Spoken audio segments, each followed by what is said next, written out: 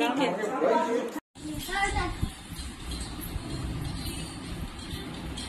Birthday at last complete. বাড়ি চলে যাবি? হ্যাঁ, বাড়ি যাওয়া। থাক না কেন, আবার আসবো। থেকে যা, আবার আসবো। বার্থডে গালে লাঞ্চ থালি কি কি আছে বলতো? আজকে লাঞ্চ থালি টোটালটাই মা রান্না করেছে।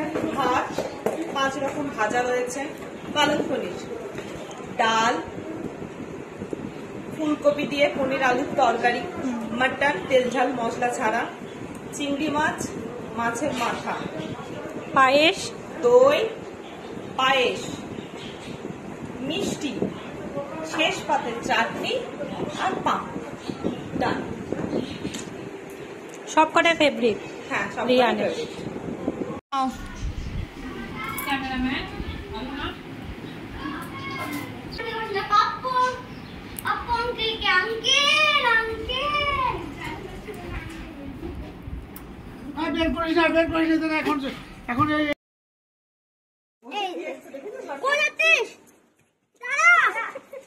এই পাখিটা আসলে উঠতে পারে না।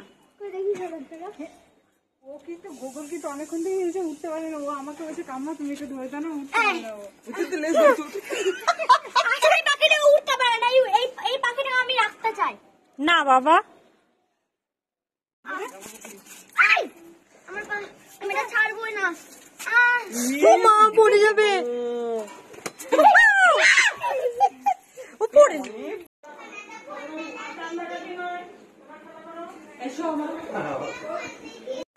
শোনো ওরে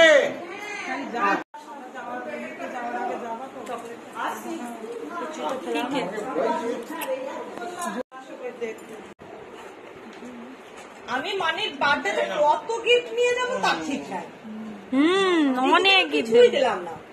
ওই মাথার মধ্যে ওই ঘুরছে গিফট। তাছাড়া এইদিকে তাকা। বাংলার ভাষা বলতে বলেছি।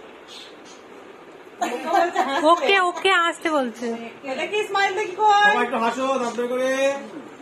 পারফেক্ট, খুব সুন্দর।